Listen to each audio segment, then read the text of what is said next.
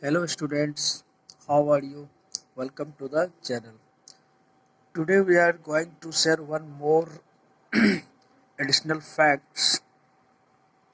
All of us know that x to the power 0 is 1, but very few people, students know how it becomes 1. So right now I am going to explain for you how it becomes 1. As x raised 0 can be written as x, in place of 0 we will replace it by y minus y. So x raised 0 equal to x raised y minus y. This is same as x raised y upon x raised y. As we know that in division if base be same, then exponent gets subtracted. So x raised y minus y can be written as x raised y upon x raised y. So it will get cancelled and it will become 1.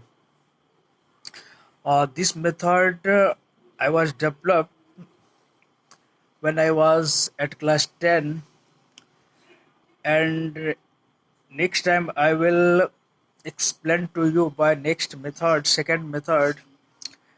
And second method I have developed before some years back when I started my career as maths or physics teacher. I have developed so many things in maths and physics which I differentiate from others. Why I started teaching? I started teaching as we know that if we have some additional features, everybody pay attention. So from the beginning, I was very much interested in develop new things, new concepts in maths, in coordinate geometry.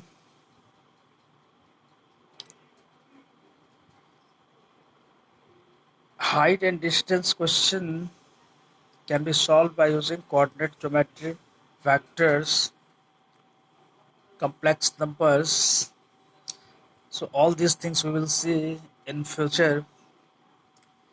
In physics, at the same time in physics, I have developed so many things.